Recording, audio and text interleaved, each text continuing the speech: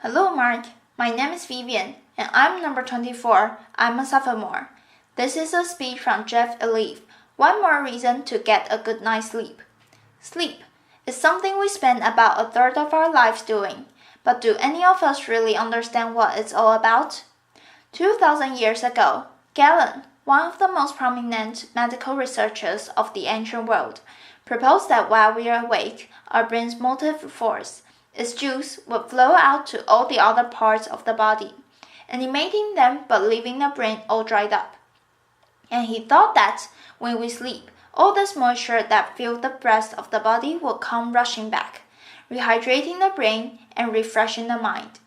Now, that sounds completely ridiculous to us now, but Galen was simply trying to explain something about sleep that we all deal with every day. See, we all know based on our own experience that when you sleep, it clears your mind, and when you don't sleep, it leaves your mind murky. But while we know a great deal more about sleep now than when Galen was around, we still haven't understood why it is that sleep, of all of our activities, has this incredible restorative function for the mind. So today, I want to tell you about some recent research that may shed new light on this question. We found that sleep may actually be a kind of elegant design solution to some of the brain's most basic needs, a unique way that the brain meets the high demands and the narrow margins that set it apart from all the other organs of the body. So almost all the biology that we observe can be thought of as a series of problems and their corresponding solutions. And the first problem that every organ must solve is a continuous supply of nutrients to fuel all those cells of the body. In the brain, that is especially critical. Its intense electrical activity uses up a quarter of the body's entire energy supply, even though the brain accounts for only about 2% of the body's mass. So the circulatory system solves the nutrient delivery problem by sending blood cell vessels to supply nutrients and oxygen to every corner of our body. You can actually see it in this video here. Here, we're imagining blood vessels in the brain of a living mouse. The blood vessels form a complex network that fills the entire brain volume. They start at the surface of the brain, and then they dive down into the tissue itself. And as they spread out, they supply nutrients and oxygen to each and every cell in the brain. Now, just as every cell requires nutrients to fuel it, every cell also produces waste as a byproduct. And the clearance of that waste is the second basic problem that each organ has to solve. This diagram shows the body's lymphatic system, which has evolved to meet this need. It's a second parallel network of vessels that extends throughout the body.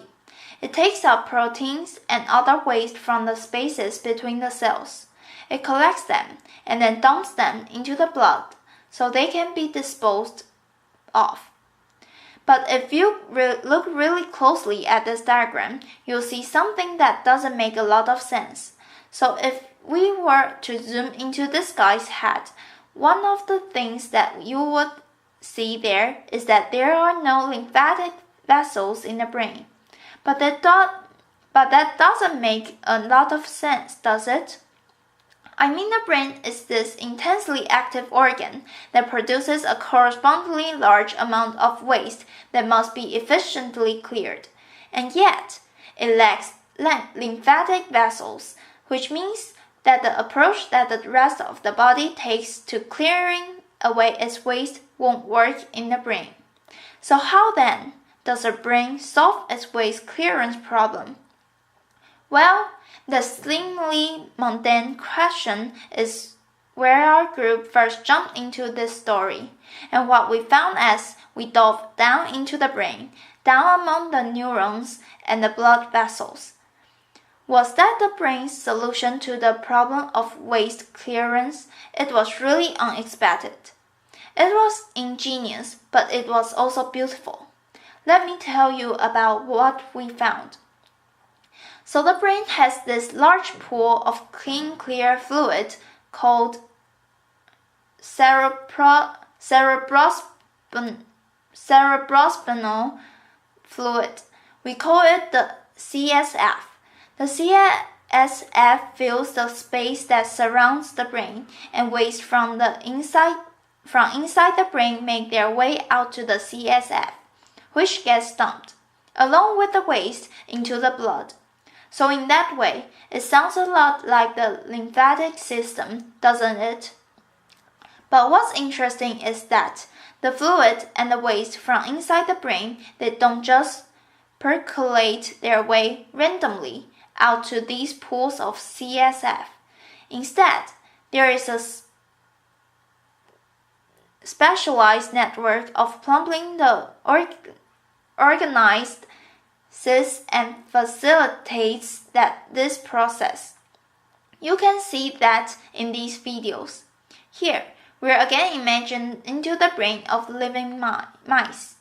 The frame on your left shows that what's happening at the brain surface, and the frame on your right shows that what's happening down below the surface of the brain within the tissue itself. We've labeled the blood vessels in red, and the CSF that's surrounding the brain will be in green. Now, what was surprising to us was that the fluid on the outside of the brain, it didn't stay on the outside.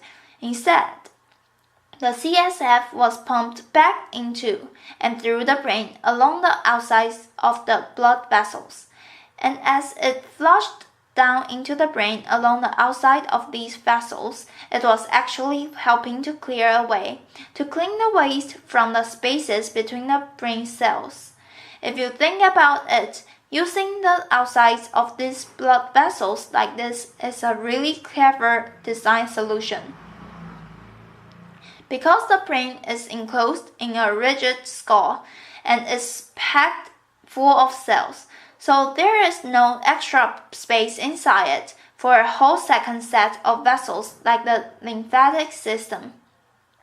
Yet the blood vessels, they extend from the surface of the brain down to reach every single cell in the brain, which means that fluid that's traveling along the outsides of these vessels can gain easy access to the entire brain's volume.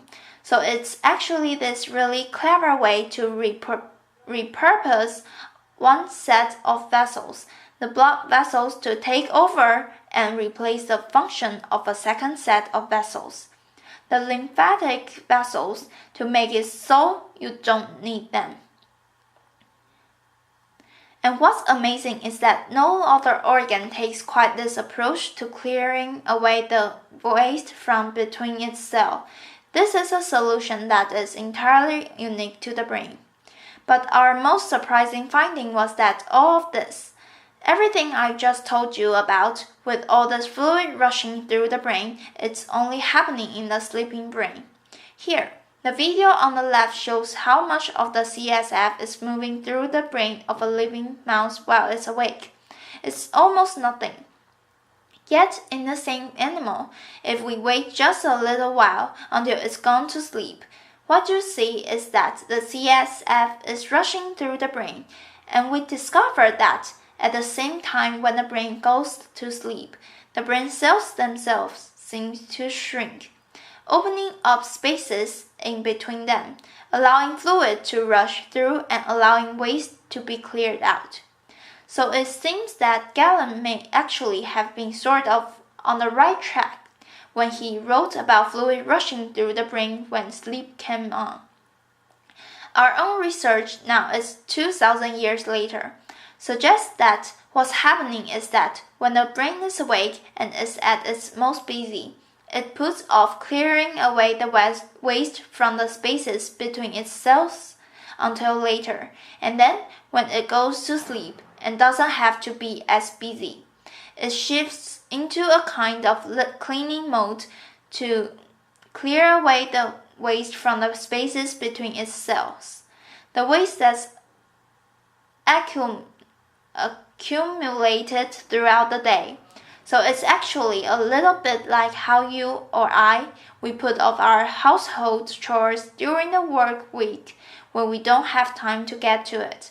And then we play catch up on all the cleaning that we have to do when the weekend rolls around.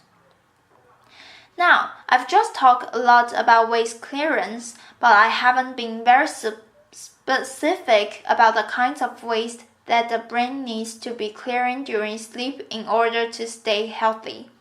The waste product that recent studies focus most on is amyloid beta, which is a protein that's made in the brain all the time. My brain's making amyloid beta right now, and so is yours. But in patients with Alzheimer's disease, amyloid beta builds up and aggregates in the spaces between the brain cells, instead of being cleared away like it's supposed to be. And it's this buildup of amyloid beta that's thought to be one of the key steps in the development of that terrible disease. So we measured how fast amyloid beta is cleared from the brain when it's awake versus when it's asleep. And we found that, indeed, the clearance of amyloid beta is much more rapid from the sleeping brain. So if sleep, then it's part of the brain's solution to the problem of waste clearance, then this may dramatically change how we think about the relationship between sleep, amyloid beta, and Alzheimer's disease. A series of recent clinical studies suggest that among patients who haven't yet developed Alzheimer's disease, worsening sleep quality and sleep duration are associated with a greater amount of amyloid beta building up in the brain. And while it's important to point out that these studies don't prove that lack of sleep or poor sleep cause Alzheimer's disease, they do suggest that the failure of the brain to keep its house clean by clearing away waste like amyloid beta may contribute to the development of conditions like Alzheimer's. So what this new research tells us, then it's that the one thing that all of you already knew about sleep, that even Galen understood about sleep, that it refreshes and clears the mind, may actually be a big part of what sleep is all about. See, you and we go to sleep every single night, but our brains, they never rest. While our body is still and our mind is off, walking in dreams somewhere, the elegant machinery of the brain is quietly hard at work, cleaning and maintaining this unimaginable complex machine. Like our housework, it's a dirty and a thankless job, but it's also important. In our house, if you stop cleaning your kitchen for a month, your homework becomes completely unlivable very quickly. But in the brain, the consequences of falling behind may be much greater than the embarrassment of dirty countertops. Because when it comes to cleaning the brain, it is the very health and function of the mind and the body that's at stake. Which is why understanding these very basic housekeeping functions of the brain today may be critical for preventing and treating diseases of the mind tomorrow. Thank you. Applause.